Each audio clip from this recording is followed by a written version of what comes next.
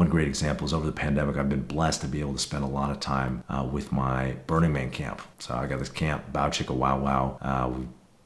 Bow chicka bow wow, that's what my baby says. Now, now, now, and my heart stops. How's it going? I'm Justin Khan from Justin.tv.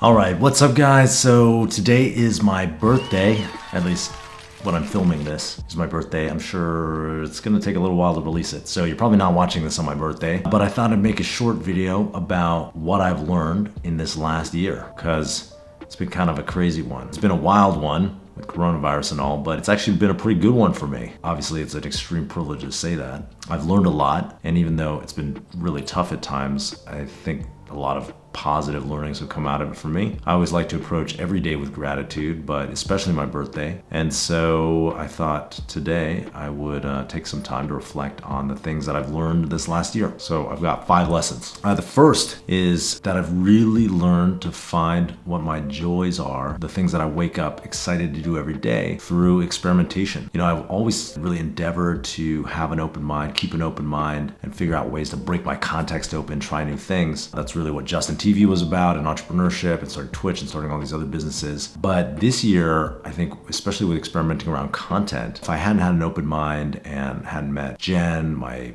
producer of my YouTube channel, and Brand, who produced my podcast, you know, probably wouldn't have had the opportunity to do nearly as much content and really find YouTube, which has been an incredible joy for me. Yeah, I've talked about this on other videos. It's just been really, really fun to make content. I really love telling stories, and it's a way to activate my creative energy. I guess the lesson there for people is that you've got to be open to trying new things in order to find the things that you really love. If you don't experiment, you'll never get there. Like, it's really hard to know a priori what's going to resonate with you. Another thing that I've learned over the year is really to embrace my superpower. I used to think that I had to be good at everything. You know, I thought like, oh, I want to be a founder of a company, a CEO, and that takes you through, like, you start off being a programmer, building a product, and then you have to get good at sales, and so you get master that, and then you have to get good at management and master that, and so on and so forth, like all the way down the road until you're always kind of expanding your scope of skills. And I think this year I learned, hey, what am I really, really good at? What's like my true core competency? What's the thing that I can bring to the world that no one else can? And how do I double down, triple down, 10x just that one slice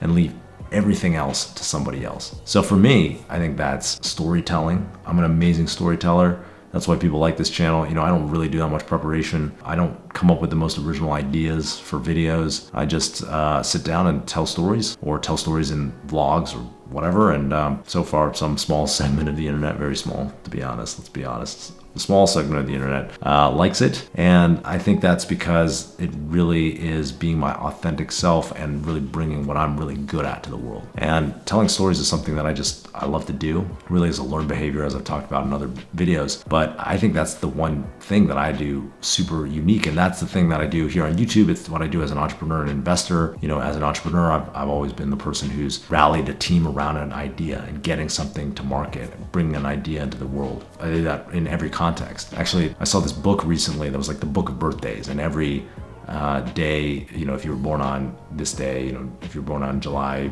1st, it would have this like whole description for you. And for my birthday, it was like, it said, you're really good at evangelizing and you're really good at catalyzing people. And, you know, I thought that was exactly perfect for me, because that's really what my core superpower is, and always has been. I'm the person who activates people and to get after it, to get after a goal, whether it's videos or startups or my Burning Man camp or whatever it is. So for me, I've just really leaned into that. Instead of saying, oh, I'm gonna start companies, I'm gonna be the CEO, well, I'll incubate companies, lean on my storytelling ability, gather a team, and someone else can take it and run with it. The same is true with investing. You know, I'm a great fundraiser. We raised a fund, and now I can deploy that capital and figure out how to tell stories that help the companies that I am involved with. And obviously that's true here on YouTube. So that lesson, lean into your superpowers. I wish I'd learned it earlier, because I could have probably spent more time doing the things that I truly love and am great at. All right, here's another really important one. Show love to those who show you love.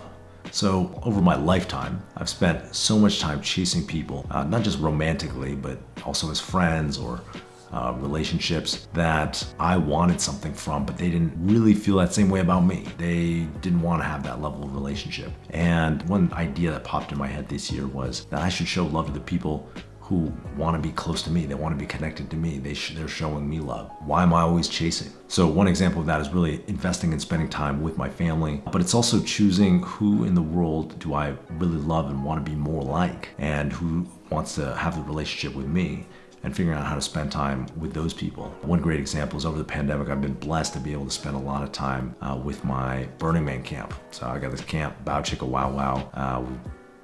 Bow chicka bow wow. That's what my baby says. Now, now, now. And my heart starts. I mean, this is gonna sound ridiculous, but we serve every year on the playa, we serve like 6,000 to 10,000 steamed pork buns, like a Chinese dim sum, like a steamed bao. I hadn't been to Burning Man in a couple of years. I've been out at camp for a couple of years, but I really got a chance to reconnect with these people and really spend a lot of time together. And it's been such a beautiful experience to just spend time with people who want to spend time with me and want to invest in the relationship. So another lesson, if you want to accept other people as they are, you have to accept yourself first. This one was counterintuitive for me because it doesn't necessarily seem to follow logically that in order to accept other people, you gotta accept yourself. But I found that through the process of really truly accepting myself, and I've talked about this before on this channel, discovering that I am someone who really wants the attention of other people, which is not a super attractive thing to admit, and realizing that all of the decisions I've made in my adult life stemmed from that desire, including becoming an entrepreneur, and then realizing, hey, that's who I am, and that impetus, that desire served me in a lot of ways, because it did make me get out there, become an entrepreneur, try new things, become successful, and get these opportunities to learn about myself. The first step after I realized that was to say, oh, can I love that person? And it turns out the answer is yes. And through that process of self-acceptance and saying, oh, I don't need myself to be any different way. Now I can show up, I can choose to show up in a different way if I want to, but I love that person and I accept them as they are. Doing that for myself really, really helped me accept the people around me as they are and realize oh, they're doing something that maybe at first blush, it creates some sort of irritation in me, or I feel some type of way about it. But then being able to take a pause and take a deep breath and say, oh, can I accept that about that person and just accept them as they are, not need them to change and not need anything to be different. Going through that example, seeing it myself and coming to accept those things in myself has really made me a much less judgmental and much more tolerant person to the people around me. And I think that has become very invaluable. And now that's not to say that when someone does something you don't like, when you feel like they're walking all over you, accept it doesn't mean you're tolerating it. It just means that you accept them as they are, and then you can decide what boundaries am I gonna set. That realization for myself really changed things for how I treated other people, move where I'm at forward in a very powerful way. Last thing, there's no substitute for spending time with people to build a relationship. Over the last year, there have been so many people where I never really would have spent that much time with them, but because of the pandemic, we had different friends of ours living with us over the last year, and random friends. I spent more hours with these people than I would have otherwise, and that I ever had in the past. And our relationship has grown thousandfold. And so finding those people that you really love and then really investing the time, that is something that's been an incredible gift, an opportunity this pandemic. It's something I've learned, there's no substitute. So for me, as I move forward, that's one of the things I really want to keep going post-pandemic. That's a good segue. The truth is, what I'm going to do in this upcoming year is just keep doing those things. I don't know what other lessons I'll learn. I'm sure I'll learn great ones, but if I could just double down on all of these lessons in the next year, I think it'll be an incredible experience for me. So, all right, that's what I've learned this year. Some of you can apply those lessons to your own life, and if not, I accept that. I don't need anything to be different. All right, thanks for watching the video. You know what to do. Subscribe, like, comment, etc., etc., etc. See you guys next time. Bam! All right, thanks.